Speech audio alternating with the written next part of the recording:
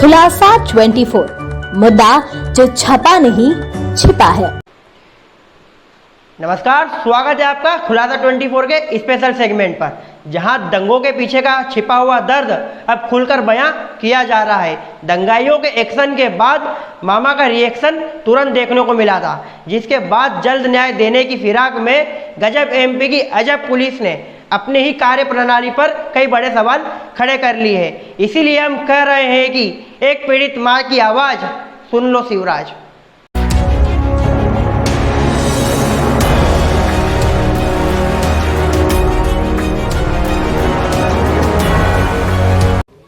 क्या नाम है आपका? मेरा नाम सकीना। ये मकान क्यों तोड़ा गया आपका? ये मेरा मकान इसके ये है कि तुम्हारा लड़का आगजनी कर रहा था और पत्थर चलाए। अच्छा। इसलिए वो ये मकान पे आके यहाँ खड़े हो गए फोर्स और बोले कि ये शाहबाज का घर है। हमने बोला हाँ। तो बोले ये मकान तोड़ना है, 15 मिनट में खाली करो। 15 मिनट में कोई मकान खाली होता और उसके बावजूद हमारा बच्चा तो जेल में है। कब की घटना है ये?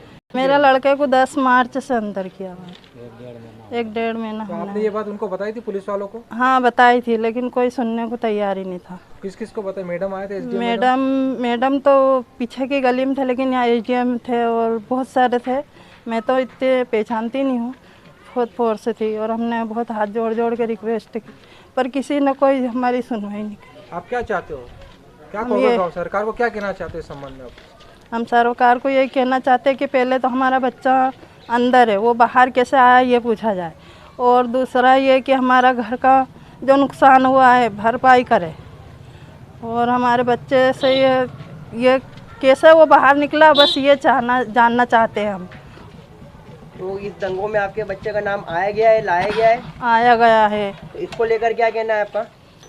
ये बेबुनियाद उसे फंसाया जा रहा है। वो तो था ही नहीं झगड़े में, वो तो जेल में था, उसके बावजूद भी उसका नाम कैसा आया?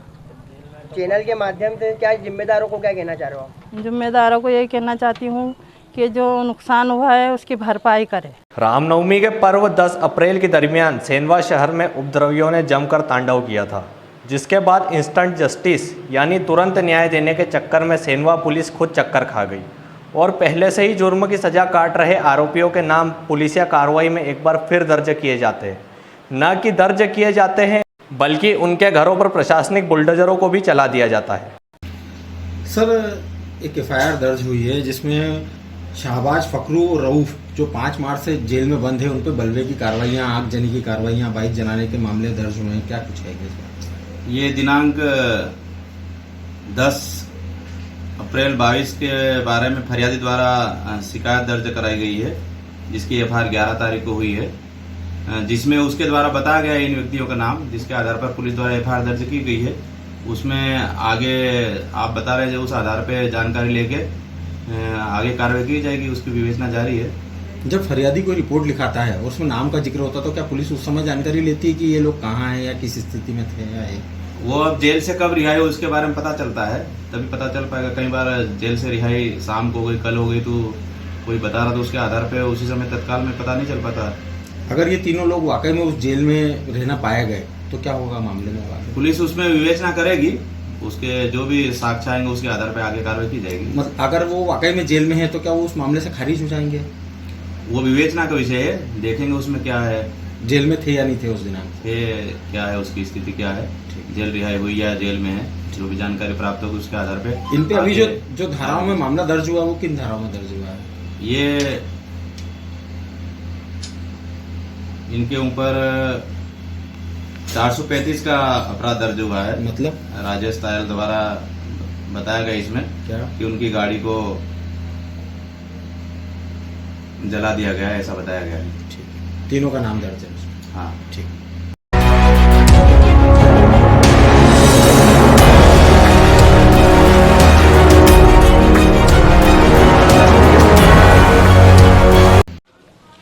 क्या मामला था सर? ये क्या घर तोड़ दिया आपका? सर, ये हमारा मकान इसलिए तोड़ा है कि हमारे बच्चों पे इन्होंने इल्ज़ाम लगा दिया कि वो शाहबाज और ये आके यहाँ पत्थर चोट करी, बाइक जलाई। इस मामले में इन्होंने आके हमारा मकान तोड़ दिया। अच्छा, कि जो है वो यहाँ पर इस दंगाई में शामिल थे क्या? नहीं, वो तो जेल में था ना सर। कब से जेल में वो तो 1-1.5 महीने से जेल में है, समझ लो। किस कहाँ गिरफ्तार हुए थे? वो यहीं हुए थे? हाँ, यही गिरफ्तारी दी थी। यहीं गिरफ्तारी दी। 1.5 महीने जेल में। जी। आपने पुलिस को बताया था? हाँ, पुलिस खुद ले गई थी ना सर उनको तो। अच्छा, पुलिस ये ले गई थी। जी। उसके बावजूद पुलिस ने कार्रवाई करी। हाँ, उसके बावजूद कार्रवाई करी है, और जिसने भी ये रिपोर्ट लिखाई है, झूठी रिपोर्ट लिखा है, उसके ऊपर भी कार्रवाई हो। नाजायज रिपोर्ट लिखवा के बच्चों के ऊपर केस जाहिर कर रहे हैं, ये फंसाए है, तो उन पर भी कार्रवाई की। रिपोर्ट किसने लिखाई उसकी भी जानकारी ली जाए। आप क्या चाहते हैं प्रशासन से? प्रशासन से ये न्याय चाहते हैं कि नाजायज बच्चों को फंसा रहे हैं, ये नाजायज रिपोर्ट लिखा रहे हैं और नाजायज केस बना के अंदर कर रहे हैं। अपना परिचय। यूसुफ खान। अब यहाँ पुलिसिया कार्रवाई पर वैसे तो कई बड़े सवाल खड़े हो रहे हैं, लेकिन दूसरी ओर दंगाइयों और उपद्रवियों पर नज़र डालें तो यहाँ जमीनी हकीकत यह भी बयां कर रही है कि क्या सच में नफरत की आग में हिंदू मुस्लिम का भाईचारा जल रहा है। आपका मुख्यमंत्री कह रहा है सरकार की नजर में सब बराबर है, किसी भी जाति के हो, किसी भी पंथ के हो, किसी भी धर्म के हो, किसी भी वर्ण के हो, किसी भी लिंग के हो, कोई भेदभाव नहीं, सब समान है, सब बराबर है। आम जनता के लिए फूल से ज्यादा कोमल हमारी सरकार, लेकिन अपनी सुरक्षा के लिए और सम्मान के लिए कोई चिंतित ना रहे। मैं साफ कह रहा हूं, किसी वर्ण के हो, किसी पंथ के हो, किसी धर्म के हो, सबके लिए है। अगर किसी ने दंगा फैलाया तो मामा छोड़ेगा नहीं किसी भी कीमत में। कुछ लोग हैं जो गड़बड़ करने की कोशिश करते हैं, तो दंगाइयों के खिलाफ कड़ी कार्रवाई जारी रहेगी। सवाल नंबर 1, आखिर किस आधार पर जेल में बंद मुजरिमों को बनाया गया दंगे का आरोपी। सवाल नंबर 2, पहले मकान तोड़ा, अब बाद में जांच शुरू करेंगे। सवाल नंबर 3, आखिर कैसे हुई पुलिसिया कार्रवाई में इतनी बड़ी चूक। वहीं मुख्यमंत्री शिवराज सिंह चौहान के साथ साथ खरगोन बड़वानी सांसद गजेंद्र पटेल का भी यही कहना है कि यह सभी धर्मों का देश है। बड़ा सवाल यह है कि पहले से जेल में बंद आरोपियों को किसने बनाया सेंधवा दंगों का खलनायक। जी हाँ, सही सुना आपने। जो आरोपीगण आपको स्क्रीन पर दिख रहे हैं, यह सभी आरोपियों को सेंधवा पुलिस ने पहले ही एक प्रकरण में जेल की सलाखों के पीछे डाल दिया है, जिसमें सेंधवा शहर थाना प्रभारी ने अपने बयान में बताया कि दोषी आरोपी शाहबाज, फकरू और रऊफ जैसे एक नाम के आरोपियों के नाम के कारण यह हो सकता है, लेकिन आगे इसमें जांच के बाद ही स्थिति साफ हो पाएगी। सर, रामनवमी के बाद जो बलवा हुआ था उसमें एक बाइक की आगजनी को लेकर के 3 लोगों पर एफआईआर दर्ज हुई है। शाहबाज, फकरू, अब्दुल रऊफ, ये तीनों लोग बताया जा रहा है कि पूर्व से जेल में बंद है, फिर कैसे इन पे एफआईआर हो सकती है? हाँ, ये मुझे भी संज्ञान में आया है, कायमी तो हुई है इन जो नाम है। हाँ, पर वो इसमें क्या है, और भी लोग जो है इस टाइप के नाम है, हो सकते हैं, इसको अभी विवेचना कर रहे हैं। और इसी नाम के 3 व्यक्ति पूर्व में एक 307 के अपराध में जेल में है, ये तो सही है, लेकिन अभी विवेचना का विषय है। हो सकता है दूसरे लड़के भी हो सकते हैं, तो विवेचना का विषय। अगर वो ही निकलते हैं तो क्या हो सकता है इस केस में? अगर वही निकलते हैं तो फिर उसका खात्मा या खारिजी जो एक प्रक्रिया रहती है उस आधार पर कार्रवाई की जाएगी। आपका कहना है कि और भी लोग इसी नाम के हो सकते हैं? बिल्कुल संभावना है, क्योंकि हम लोग यहाँ अभी गिना दे आपको 4-5 शाहबाज और 4-5 शाहरुख, जुनैद, ये इस टाइप से हर घर में एक एक नाम इस टाइप से हम लोग मिल रहे हैं अभी, तो ये विवेचना का विषय है अभी। मेरा नाम है अनवर शेख। क्या कहना चाहोगे?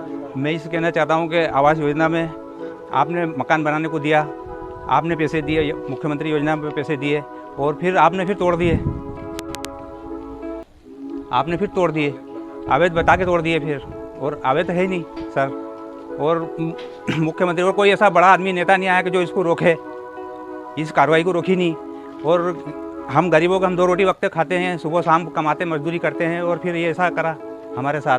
अभी आप सरकार से क्या चाहते हैं? हम सरकार से ये चाहते हैं, विनती कि हमारे जो हाथ जोड़ के विनती चाहते हैं कि जो टूटे हैं ये इनको सबको बना के दे वापस, और जो बच्चे बेगुसूर है, बिना उन पर इल्ज़ाम लगा रहे उनको बिना उससे छोड़ दे। हाथ जोड़ के हमारी विनती है सरकार से कि उसको छोड़ दे उनको। सर बताइए, जो प्रशासनिक कार्रवाई हुई है इसको लेकर क्या सवाल खड़े हो रहे हैं? सबसे पहला सवाल तो ये खड़ा हो रहा है कि जो निर्दोष लोग हैं, जो पहले से जेल के अंदर बंद है, उन्होंने तो पत्थर वगैरह फेंके ही नहीं। ये इनका मकान देखिए, ये बेवा है, इनके पति नहीं है, इनके पुत्र पहले से ही जेल में बंद है। अच्छा। उनका भी मकान तोड़ा गया। ये लोग तो पत्थर फेंकने गए ही नहीं। और एक पापी पूरी नाव को डुबा देता है, वही कहानी हुई है।